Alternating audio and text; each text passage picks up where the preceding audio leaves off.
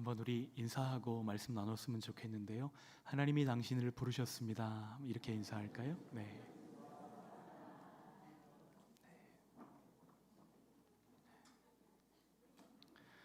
이런 이야기가 있습니다. 나를 즐겁게 하려면 취미 생활을 하고, 나를 젊어지게 하려면 운동을 하고, 나를 오래 살게 하려면 많이 웃고, 나를 행복하게 하려면 사랑을 하십시오. 이런 이야기가 있습니다. 여기 하나를 더해서 하나님의 복과 은혜를 누리려면 어떻게 해야 될까요? 하나님의 식과 법대로 살아야만 합니다. 감사한 것은 우리들 한 사람 한 사람이 하나님의 뜻대로 살아갈 때에 우리만 아니라 공동체도 건강하게 세워주신다는 것입니다.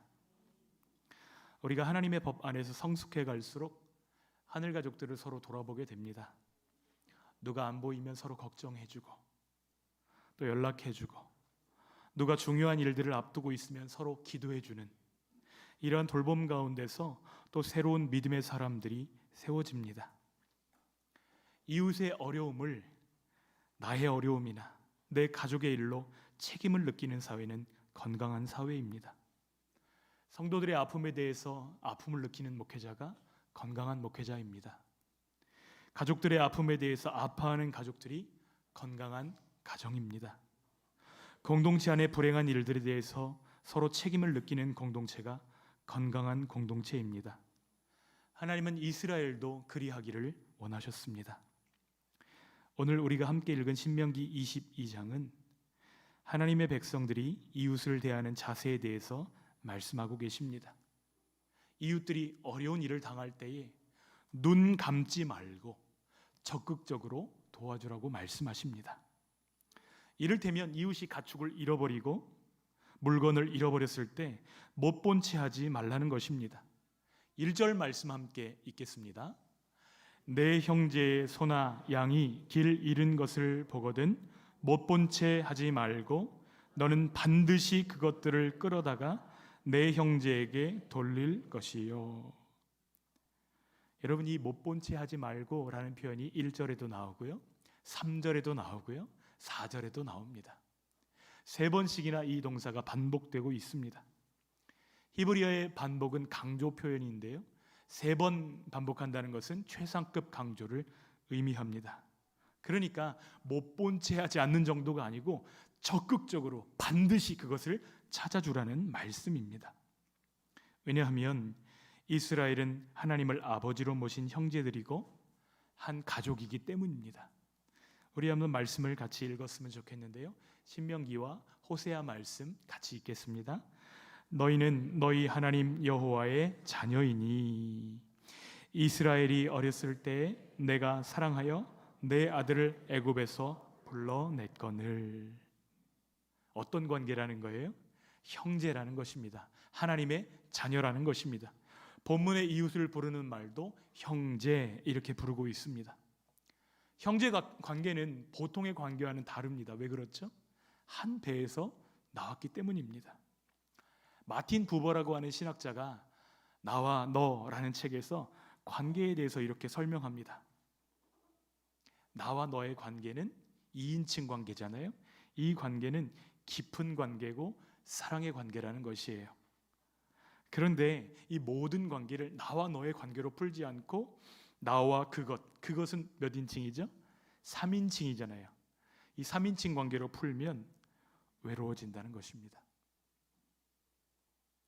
그의 일이 나의 일이 될 때 그의 기쁨도 나의 기쁨이 되는 것이죠. 그의 일이 남의 일이 될 때 그의 기쁨도 남의 기쁨이 되는 것입니다. 하나님께서 우리에게 복을 주실 때 이 복은 관계를 타고 우리에게 흘러들어오는 것을 보게 됩니다. 관계의 복이 있습니다. 사랑의 복이 있습니다. 그런데 형제를 향해서 3인칭 관계로 대할 때에 하나님이 주신 복을 누릴 수 없게 됩니다. 무관심, 무책임은 하나님이 우리에게 주신 복을 깨버리는 것입니다. 지난 주간 교회 물탱크에서 노후된 밸브가 고장이 났습니다. 망가져서 물이 새는 거예요. 감사하게도 송백마을에 사시는 우리 권사님 따님이 우리 교회를 나오시지는 않는데 엄마에게 전화를 걸어가지고 이러저러한 소리가 들리니 빨리 전화번호 알려달라고. 전화를 받자마자 달려왔습니다. 와서 밸브를 다 잠그고 이제 있었는데, 다음날 우리 집사님들이 바로 오셔가지고 망가진 밸브도 교체해 주시고, 이왕 하는 김에 해야지요. 그래서 뚜껑을 다 따고 사다리도 옮겨 붙이고 물탱크 속에 들어가서 다 청소를 하는데, 한 10년쯤 되었을까요? 때가 묵어 쪄들은 그 때가 수세미가 한번 싹 지나가면 하얗게 벗겨지는 거예요. 이왕 하는 김에 다 해야죠. 두 분이 물탱크 속에 들어가셨는데 16톤이나 들어가는 그 물탱크를 두 분이 치우시는데 얼마나 힘들겠어요. 힘든 줄도 모르고 기쁨으로 그 물탱크를 다 청소하는 것입니다. 사실 보이는 부분은 누구라도 마음 먹으면 할 수 있어요. 그런데 보이지 않는 부분은 사랑 없이는 손대기가 어렵습니다. 수고하신 집사님 가운데 한 분이 하시는 이야기가 참 감사한데요. 뭐라고 얘기하시냐면, 우리 성도님들이 드시는 물인데요, 깨끗해야지요. 물탱크 벽에 때가 벗겨지는 모습을 보면서 감사했습니다. 다 닦아버린 거예요. 닦고 치우고 닦고 치우고. 이런 고백을 들을 때 목회자로서 참 행복하고 함께 섬길 수 있어서 너무 감사하다, 이런 생각을 하게 되었습니다. 다시 1절 말씀을 보면, 내 형제의 소나 양이 길 잃은 것을 보거든, 이렇게 말씀하시는데요. 이것은 발견한 사람이 이 길 잃은 가축이 누구 것인지 안다 모른다? 안다는 거예요. 딱 보면 안다는 것입니다. 그러니까 돌려주라고 말씀하시는 것이죠. 그가 그의 형제와 좋은 관계인지 나쁜 관계인지, 서로 사랑하는지 다투었는지 설명하지 않습니다. 다만 돌려주라는 거예요. 그와 나 사이의 관계가 어떠하든지 따지지 말고 그렇게 하라는 것입니다. 히브리어로 보면 동사가 미완료 시제로 되어 있는데, 이 미완료 시제는 어떤 특징이 있냐면 일회성 행동이 아니라 뭐뭐 할 때마다 이런 의미를 담고 있습니다. 그러니까 형제가 무엇을 잃어버릴 때마다, 그렇게 할 때마다, 잃어버리는 것을 볼 때마다 그리하라는 것입니다. 몇 년 전에 중국의 허난성 주마덴시에서 무단횡단을 하던 한 여인이 택시에 치여가지고 쓰러지는 사고가 발생했습니다. 택시가 여성을 치고 나서 뺑소니로 도망갔습니다. 충격적인 것은 사고 후 1분 동안 아무도 이 여성을 도와주지 않았다는 거예요. 지금 바로 옆에 무엇이 있죠? 횡단보도가 있고 신호가 바뀌어서 사람들이 건너가는데도 이 쓰러진 여성을 아무도 도와주지 않았다는 것입니다. 다 지나쳐서 지나가요. 그리고 1분 뒤에 신호가 바뀌었을 때 SUV 한 대가 지나가면서 이 여인을 밟고 지나갑니다. 어떻게 되었을까요? 생명을 잃게 되었습니다. 이 장면이 고스란히 뉴스에 공개되었습니다. 2차 뺑소니를 당하기까지 40여 명이 이 광경을 목격했어요. 그리고 수많은 차들이 이 광경을 목격했습니다. 그런데 아무도 이 여인에게 손을 내밀어 주지 않았던 것이에요.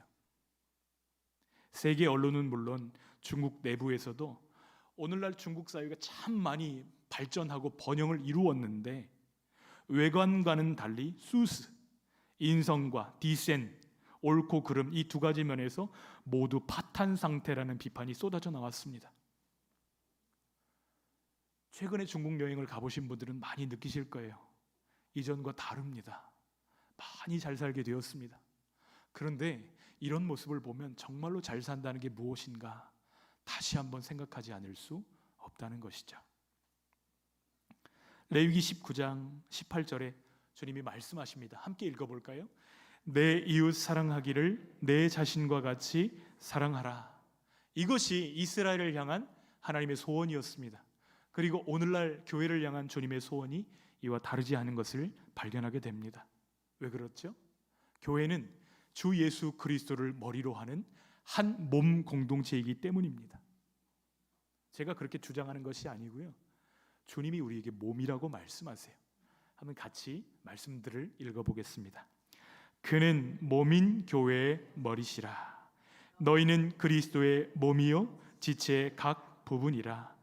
또 십자가로 이 둘을 한 몸으로 하나님과 화목하게 하려 하심이라. 공통된 단어가 눈에 보이네요. 무슨 단어죠? 몸이라는 거예요. 내 옆에 있는 형제가, 내 옆에 있는 자매가 그리스도의 몸이라는 것입니다. 한 몸된 지체들의 어려움을 볼 때에 외면하지 말고 서로 돌아보아서 그리스도의 법을 성취하는 저희들 되기를 소원합니다. 또 주님은 말씀하세요. 길을 가다가 새 둥지를 발견했을 때에 그 새를 잡으려 할 때 이것만큼은 주의해라 이렇게 말씀하십니다. 6절 7절 말씀 읽겠습니다. 길을 가다가 나무에나 땅에 있는 새 보금자리에 새 새끼나 알이 있고 어미새가 그의 새끼나 알을 품은 것을 보거든 그 어미새와 새끼를 아울러 취하지 말고 어미는 반드시 놓아줄 것이요 새끼는 취하여도 되나니 그리하면 내가 복을 누리고 장수하리라. 같이 있으면 무엇만 취하라고요? 왜 어미를 남겨두게 하시죠? 어미를 남겨두면 또 낳을 거니까요. 또 생산할 것이기 때문에 어미와 새끼를 함께 취하지 말라 이렇게 말씀하십니다. 이거 함께 취하는 것은 후대에게 다른 사람들에게 줄 먹거리까지 빼앗는 탐욕의 행동이라는 것입니다. 우리가 자연을 개발할 때에도 이 개발이 지속 가능한 개발인가 이것을 항상 염두해야 될 줄 믿습니다. 교회도 마찬가지죠. 정말 우리 교회가 지속 가능한 교회가 되려면 우리 때에서 끝낼 것이 아니고 우리의 기쁨을 다음 세대들에게 양보하고 다음 세대들이 자라갈 수 있도록 그 토양을 준비해야 될 줄 믿습니다. 그 다음 사람을 생각하라는 것이에요. 그런데 이 명령에는 약속이 따라 붙습니다. 무슨 약속이냐면 내가 복을 누리고 장수하리라 말씀하십니다. 우리가 욕망을 따라 살아가는 것이 아니라 사랑의 원리로 살아갈 때에 하나님께서 복을 주실 뿐만 아니라 우리를 장수하게 하시겠다고 약속하시는 것입니다. 이 은혜를 누리는 저와 여러분들 되시기를 축복합니다. 또 집을 지을 때 지붕에 반드시 이것을 설치하라고 말씀하십니다. 8절입니다. 내가 새 집을 지을 때에 지붕에 난간을 만들어 사람이 떨어지지 않게 하라. 그 비가 내 집에 돌아갈까 하노라. 여러분, 지붕에 난간을 설치하는 이유가 무엇이죠? 안전을 위한 것입니다. 사고가 나기 전에 미리 안전 조치를 하는 것이 최상의 방책이죠. 이를테면 맹견을 기르는 견주가 산책을 나갈 때 꼭 해야 될 것이 있습니다. 두 가지 해야 됩니다. 뭐 해야 되죠? 입마개 해야 되고 목줄 해야 됩니다. 그렇지 않았을 경우에 모든 책임은 누가 져야 되죠? 견주가 다 져야 되는 것입니다. 이웃의 가축을 돌려주는 것이나 어미와 새끼를 함께 취하지 않는 것이나 지붕에 난간을 설치하는 것에는 공통점이 있습니다. 적극적으로 사랑을 실천하는 것입니다. 이것이 우리가 이 땅에서 하나님의 은혜와 복을 누리는 비밀이라고 말씀하십니다. 하나님이 창세기부터 지금까지 쭉 우리에게 말씀하시는 내용이 있습니다. 그것은 너희가 복이라는 것입니다. 너희가 복이다. 그리고 너로 말미암아서 나라와 민족과 온 열방이 복을 얻게 할 것이다. 이것이 창세기 12장에 아브라함에게 주신 약속이요, 예수 그리스도 안에 있는 우리에게 주신 약속인 줄 믿습니다. 한번 옆에 분에게 당신이 복입니다.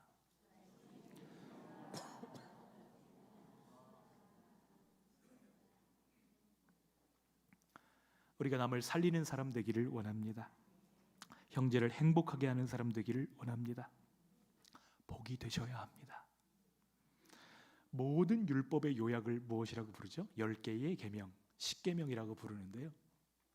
10계명은 두 부분으로 나눠집니다. 한 부분은 하나님을 사랑하는 것이고 또 한 부분은 이웃을 사랑하는 것입니다. 둘 사이에 공통점이 있어요. 무엇이죠? 사랑입니다. 그러니까 율법의 완성은 사랑이라는 것을 발견하게 됩니다. 우리가 사랑의 원리로 살아갈 때에 하나님의 백성으로 천국을 누리며 비추게 하실 줄 믿습니다. 하나님을 향한 사랑은요, 성결함으로 나타나게 됩니다. 특별히 하나님의 백성은 혼인 관계에 있어서 정결해야만 합니다. 한 남자와 한 여자가 만나서 둘이 한 몸을 이루게 하시는 하나님의 제도가 무엇이죠? 결혼입니다. 결혼이 하나님께서 우리 인간에게 주신 복 중에 복입니다. 에베소서를 보면 남편과 아내의 관계를 좀 더 신령한 것으로 풀어냅니다. 그리스도와 교회의 관계를 남편과 아내의 관계로 풀어서 설명해 주십니다. 둘이 한 몸인 것처럼 그리스도와 교회가 하나다, 이 비밀을 알려주시는 것이에요. 그런데 이 복을 깨버리는 것이 있습니다. 둘이 한 몸인데 이것을 갈라버리는 것이 있습니다. 그 죄가 무엇이죠? 간음입니다. 동물들에게 간음이라는 죄가 성립될까요? 성립되지 않습니다. 동물들은 그저 다른 순놈을 만나든지 암놈을 만나든지 하는 것이 아무런 문제가 되지 않습니다. 자연스럽습니다. 그런데 유독 인간만은 그렇지 않습니다. 그것을 깨는 순간 하나님이 우리에게 허락하신 이 복을 다 잃어버리게 됩니다. 그래서 십계명 중에 간음하지 말라, 이것을 말씀하시는 것이죠. 결혼이라는 이 울타리 밖에서 성적 쾌락을 즐기는 일이 간음입니다. 몸으로 그리하는 것, 생각으로 그리하는 것, 마음속에 그것을 품는 것 모두 다 간음이라고 말씀하십니다. 그것은 하나님이 내게 주신 아내와 남편을 배반하는 일입니다. 쾌락의 도구로 상대를 삼는 것은 그 남자와 여자의 인격도 무시하는 것입니다. 하나님의 형상으로 지음받은 우리의 가치를 스스로 짓밟는 것입니다. 여러분, 우리가 맺는 모든 관계 가운데 하나님의 복이 필요하다는 것 인정하십니까? 간음과 외도는 우리 인간에게 가장 수치스럽고 불행한 일입니다. 사단이 이것을 사용해서 가정을 깨트리고 우리의 행복을 빼앗고 우리 삶을 무너뜨리기 위해서 간음이라는 도구를 사용합니다. 여러분, 한번 돌아보십시오. 평생 공부하고 애쓰고 그래서 높은 자리에 오른 사람들이 있습니다. 세상에 영향력을 미치기 좋은 자리, 그 자리까지 올라가기 위해 얼마나 애를 많이 썼을까요? 그가 투자한 노력과 시간과 열정과 물질과 정성은 이루 말할 수 없을 것입니다. 그런데 그 어렵게 올라간 자리에서 한순간에 무너지는 것을 볼 수 있습니다. 무엇 때문에 넘어지죠? 간음 때문입니다. 교회 안에는 이런 일이 없었으면 좋겠지만 교회 안의 지도자들도, 존경받는 크리스천이라고 말하는 사람들도 자신을 지키지 못해서 무너지는 것을 보게 됩니다. 가정이 깨집니다. 자녀들이 상처받습니다. 몸된 교회까지도 엄청난 비난을 받습니다. 사람들이 다 손가락질합니다. 여러분, 왜 우리가 이런 성적인 유혹에 쉽게 넘어지는 것일까요? 마태복음 5장에 보면 예수님이 말씀을 통해서 우리에게 힌트를 주고 계십니다. 함께 읽어보겠습니다. 나는 너희에게 이르노니 음욕을 품고 여자를 보는 자마다 마음에 이미 간음하였느니라. 여러분, 여기서 우리가 생각해 봐야 될 단어가 하나 있습니다. 색칠을 해놓았는데 무슨 단어이죠? 품다라는 단어입니다. 사람에게는 누구에게나 성적인 욕구가 있습니다. 이것은 인간에게 주신 본능입니다. 그런데 문제는 그것을 품느냐 품지 않느냐, 여기에 있습니다. 새가 우리 머리 위로 날아가는 것 막을 수 있어요? 없어요? 막을 수 없습니다. 그러나 그 새가 우리 머리 위에 둥지를 트는 것은 우리 막을 수 있습니다. 이건 아주 다른 문제입니다. 음욕이 우리를 스쳐갈 때에 빨리 털어버려야 되지, 그것을 계속해서 묵상하고 품고 생각하면 무엇에 이르게 될까요? 간음에 이르게 되는 것입니다. 문제는 우리가 살고 있는 이 세상이 간음하기에 아주 좋은 문화가 되어져 가고 있다는 것입니다. 음란이 문화가 되고 있습니다. 그래서 노력하지 않아도 그런 장면들을 쉽게 볼 수가 있습니다. 애쓰지 않아도 쉽게 음욕이 품어지는 세상을 우리가 살고 있습니다. 죄로 기울어진 이 세상 가운데서 우리가 성결을 지킬 수 있도록 하나님은 분명한 기준을 주십니다. 하나님의 말씀입니다. 오늘 본문에는 아주 특별한 케이스를 이야기하시는데요, 남편이 아내를 누명을 씌우려고 해서 이게 고소를 할 때에 공동체가 어떻게 반응해야 되는가, 이런 케이스를 다루고 있습니다. 17절 말씀 같이 읽어볼까요? 비방거리를 만들어 말하기를 내가 내 딸에게서 자녀임을, 내 딸의 처녀의 표적이 이것이라 하고 그 부모가 그 자리옷을 그 성읍 장로들 앞에 펼 것이요. 먼저 공동체의 지도자들은 이 여인이 정말로 그러한지 아닌지를 조사하라고 해요. 조사하는데 이때에 신랑의 말이 맞는지 신부의 말이 맞는지 이렇게 양편을 다 들어볼 거 아니겠어요? 그런데 결혼의 주도권을 갖고 있는 사람은 남자일까요, 여자일까요? 대개의 경우 남자가 주도권을 갖고 있습니다. 사회적인 약자인 신부가 자신의 억울함을 증명하려면 유일한 방법이 하나가 있어요.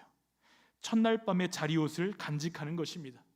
이것이 자신의 처녀성을 입증할 수 있는 증표가 되는데요, 이것이 확실하다면 처녀의 아버지가, 그 여인의 아버지가 이것을 가지고 장로들에게 가서 이것을 보입니다. 그러면 이 증거로 인해서 신랑은 신부의 아버지에게 배상금을 주어야 되는데요, 일반적으로는 신랑이 신부와 결혼할 때 가지고 가는 지참금이 50세겔이었는데 이 억울한 일로 누명을 씌워서 헤어지려고 했다면, 죽이려고 했다면 배상금을 2배를 감당을 해야 됩니다. 100세겔을 내어주라고 말씀하세요. 그리고 그 남자는 어떻게 될까요? 지금 막 죽여야 된다고 얘기하시는 분이 계시는데 죽이면 그 여자가 어떻게 되겠어요? 그러니까 죽이지 못하고 때리게 합니다. 때리는데 몇 대까지 때릴 수 있을까요? 이스라엘에서는 40대가 맥시멈입니다. 그래서 39대까지 때릴 수 있도록 하였습니다. 그 죄질이 나쁠수록 더 많이 때렸겠죠. 때린 뒤에 한 가지 강제 조항을 붙입니다. 이 남자가 여자를 결코 버릴 수 없도록, 영원토록 그의 아내 삼도록 단서 조항을 하나 더 붙이시는 것이죠. 그런데 남편이 말한 것이 사실입니다. 그것이 증명되었어요. 그러면 그 여자가 어떻게 될까요? 여자도 때리면 좋겠는데 여자는 죽임을 당합니다. 또 남자와 여자가, 유부녀가 동침하는 일도 마찬가지입니다. 하나님이 왜 이것을 명령하실까요? 간음은 씻을 수 없는 상처를 남기기 때문입니다. 평생 이런 실수를 하지 않으시기를 주님의 이름으로 축복합니다. 이것을 막으려면, 이 음란의 죄, 이 하나님이 가장 미워하시는 간음의 죄, 이것을 막으려면 어떻게 해야 될까요? 3가지를 기억하십시오. 첫 번째, 채우셔야 됩니다. 어떻게 해야 된다고요? 여행을 하실 때 좋은 팁을 하나 알려드리겠습니다. 때를 넘기지 마십시오. 밥때를 넘기고서 여행을 하면 어떤 현상이 벌어지는지 아세요? 기가 막힌 풍경들이 들어와요, 안 들어와요? 무엇만 들어오죠? 길거리 포장마차에서 파는 탕후루 이런 것들만 보입니다. 불량식품이 온통, 식당 간판이 온통 크게 보이는 것이죠. 그러면 아름다운 가로수도, 파란 강물도, 그 멋진 스카이라인도 아무것도 볼 수 없게 됩니다. 성적 범죄에 발목 잡히지 않으려면 결심해야 될 것이 있습니다. 내가 결단코 그 죄는 짓지 않을 거야, 이런 결단이 아니고요, 성령님 저를 충만케 하여 주시옵소서, 나는 성령으로 나를 채울 거야, 이 결심을 먼저 하셔야만 됩니다. 우리 뱃속이 든든하면 어떤 일들이 벌어지죠? 산의 진미가 우리 앞에 지나가도 우리의 시선을 뺏길 일이 없습니다. 하나님이 우리에게 복으로 주신 그 풍경들을 충분히 누릴 수 있고, 하나님이 우리에게 주신 사람과 관계들을 충분히 누릴 수 있는 것입니다. 무엇으로 채워야 돼요? 성령으로 채워야 됩니다. 기도로 채우셔야 됩니다. 하나님의 말씀으로 채우시기를 부탁드립니다. 이 성적인 유혹이 가장 왕성한 시기가 언제이죠? 청년의 시기입니다. 그런데 청년도 이 유혹을 이길 수 있는 비밀을 시편 119편에 말씀하고 있습니다. 같이 읽겠습니다. 청년이 무엇으로 그의 행실을 깨끗하게 하리이까? 주의 말씀만 지키를 따름이니이다. 내가 전심으로 주를 찾아싸우니 주의 계명에서 떠나지 말게 하소서. 내가 주께 범죄하지 아니하려 하여 주의 말씀을 내 마음에 두었나이다. 아멘. 청년이라 할지라도 무엇을 마음에 두면? 말씀을 마음에 두면 이 유혹을 이길 수 있다는 것이에요. 우리의 심령이 충만하면 성적인 유혹은 눈에 들어오지도 않습니다. 그런데 영혼이 허기지면 별것이 다 좋아 보이고, 다 예뻐 보이고, 다 아름다워 보이는 것이죠. 우리의 심령이 날마다 물된 동산처럼 주님의 능력과 성령의 은혜로 충만하시기를 축복합니다. 두 번째는 피해야 됩니다. 첫 번째가 뭐였죠? 채워야 됩니다. 두 번째는 피해야 됩니다. 성적인 유혹에는 장사가 없습니다. 성경에서 말씀하시는 인물 중에 제일 힘센 사람이 누구죠? 삼손입니다. 근데 삼손이 힘이 없어서 넘어졌나요? 그런 거 아니잖아요. 성적인 유혹 앞에서 두 눈이 뽑히게 되는 그 어려운 일들을 당하게 됩니다. 힘이 없어서 지는 것이 아닙니다. 어떻게 해야 될까요? 피해야 되는 것이에요. 여러분, 청년 요셉에게 유혹이 찾아왔습니다. 그런데 그때 요셉이 어떻게 하죠? 내가 하나님 앞에서 어찌 이 큰 악을 행하여 득죄하리이까. 옷을 붙잡으니까 옷을 다 벗어버리고 뛰어서 도망칩니다. 이 일로 인해서 감옥에 갇힙니다. 여러분, 이것이 참 지혜라는 생각을 하게 됩니다. 유혹의 가능성이 보이면 어떻게 될까요? 그 자리를 떠나야 됩니다. 여러분, 자꾸 채시 와요. 자꾸 톡이 옵니다. 음란한 톡이 와요. 자꾸 그러한 손길이 있습니다. 어떻게 해야 되죠? 삭제해버려야 됩니다. 자꾸만 컴퓨터가 유혹이 되고 음란한 영상들이 유혹이 되면 어떻게 해야 되죠? 컴퓨터가 있는 그 자리에서 떠나야 됩니다. 컴퓨터를 아예 모든 사람들이 보는 거실로 꺼내놔야 됩니다. 하나님의 사람 다윗은 굉장히 지혜로운 사람이었지만 이 피하는 일에 실패했습니다. 모든 충신들이 전쟁터에 나가서 전쟁하고 있을 때 늦지막히 일어나서 늦은 오후에 왕궁을 거닐다가 한 여인을 보게 됩니다. 그 여인이 뭐하고 있었을까요? 목욕을 하고 있었어요. 그런데 이 생각이 스쳐가는 것은 막을 수 없다지만 둥지 트는 것은 막을 수 있잖아요. 그런데 영어 성경에 보니까 long look 이렇게 표현합니다. 어떻게 봤다는 거예요? 네, 뚫어져라 봤다는 것입니다. 지금 혀를 차는 지금 여인들이 많이 있는데요. 남자가 그렇게 약합니다. long look 했다는 거예요. 그 생각을 빼앗기고 나니까 마음을 빼앗기고 나니까 그 여인을 왕궁으로 불러다가 동침하는 죄를 저지르게 됩니다. 근데 사무엘 하를 살펴보면요, 1장부터 10장까지는 승승장구하던 다윗의 인생을 그려놓고 있습니다. 그래프로 치면 쭉 올라가는 그래프예요. 그런데 12장부터는 다윗의 인생이 나락으로 떨어지는 그래프로 묘사가 되고 있어요. 그 중간에 있었던 사건, 11장에 있었던 사건이 무엇일까요? 바로 이 밧세바와 간음한 사건입니다. 하나님이 사용하시고 하나님이 높여주시고 하나님이 복 주셨던 그의 인생이 한 번에 나락으로 떨어지는데 이것이 바로 성적인 죄악이었다는 사실입니다. 제가 너무너무 사랑하는 한 집사님이 있었습니다. 저희 부서 교사였습니다. 그런데 이 집사님이 일할 것이 많다고 회사에서도 굉장히 늦게 퇴근을 하고 집에 들어와서도 밤 늦게까지 컴퓨터를 켜고 일을 막 하는데 그 아내 집사님이 남편 집사님을 얼마나 걱정했는지 몰라요. 이러다가 건강 상할까 봐 걱정을 많이 했습니다. 근데 실상은 그것이 아니었어요. 무엇이었냐면 밤새 음란 사이트를 돌아다니면서 그것들을 탐닉하는 것이었습니다. 이 머릿속에다 무엇을 채우는 거예요? 음란한 영상들을 계속해서 채우는 것입니다. 그 내용과 상황들은 다 이야기할 수 없지만 그 집사님은 어떻게 됐을까요? 감옥에 갇히게 되었습니다. 사랑하는 사람들에게 씻을 수 없는 상처를 주게 되었습니다. 아이들이 이름을 다 바꿔버렸습니다. 그가 모르는 동네로 이사가서 살게 되었습니다. 모든 것을 다 잃어버리게 되었어요. 주께서 우리에게 말씀하십니다. 요한계시록 18장 4절 말씀 함께 읽겠습니다. 내 백성아, 거기서 나와 그의 죄에 참여하지 말고 그가 받을 재앙들을 받지 말라. 여러분, 피하십시오. 피하는 게 상책입니다. 세 번째, 이 가장 중요한데요, 부부 관계를 강화하는 것입니다. 불은 얼마나 소중하고 유익한 것입니까?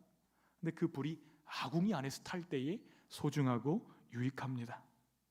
아궁이를 벗어나면 그 불은 나를 죽일 뿐만 아니라 집을 태우고 가족들을 죽이는 재앙으로 바뀌게 됩니다. 그래서 성경은 우리에게 이렇게 말씀합니다. 고린도전서 7장 2절로 5절 함께 읽겠습니다. 음행을 피하기 위하여 남자마다 자기 아내를 두고 여자마다 자기 남편을 두라. 남편은 그 아내에 대한 의무를 다하고 아내도 그 남편에게 그렇게 할지라. 아내는 자기 몸을 주장하지 못하고 오직 그 남편이 하며 남편도 그와 같이 자기 몸을 주장하지 못하고 오직 그 아내가 하나니 서로 분방하지 말라. 다만 기도할 틈을 얻기 위하여 합의상 얼마 동안은 하되 다시 합하라. 이는 너희가 절제 못함으로 말미암아 사탄이 너희를 시험하지 못하게 하려 함이라. 여러분, 이 말씀에서 우리에게 가르쳐 주시는 레슨이 있습니다. 이 음란은 성적 싸움이 아니고 영적 싸움이라는 사실입니다. 하나님은 성이라는 특별한 선물로 인해서 우리가 행복하기를 원하고, 내 아내와 남편이 행복하기를 원하고, 우리 가정이 행복하기를 원하고, 우리 자녀들이 행복하기를 원하고, 이때쯤 되면 아멘이 나와야 되는데요, 이 세상이 행복하기를 원하시는 것입니다. 그러나 우리 크리스천들이 음란하게 살면 하늘이 보이지 않습니다. 음란한 상상에 사로잡혔을 때 말씀이 귀에 들어오지 않습니다. 음란한 짓을 하고 있는 사람에게는 하나님의 눈동자가 보이지 않습니다. 영적으로 어떻게 되는 것이죠? 점점 죽어가는 것이에요. 그것이 하나님의 심판입니다. 그런데 우리는 그렇게 살다가 우리의 인생을 끝낼 사람들이 아니라는 것이에요. 왜요? 우리는 복으로 부름받았기 때문입니다. 우리 인생이, 우리의 가정이, 우리의 자녀뿐만 아니라 우리의 이웃도, 사회도, 우리 나라도 하나님의 복을 공급받게 되시기를 소원합니다. 어떻게 해야 되죠? 이웃을 사랑함으로, 주님 앞에 성결함으로 살아야 합니다. 우리 때문에 세상이 달라질 것입니다. 반드시 그리 될 것입니다.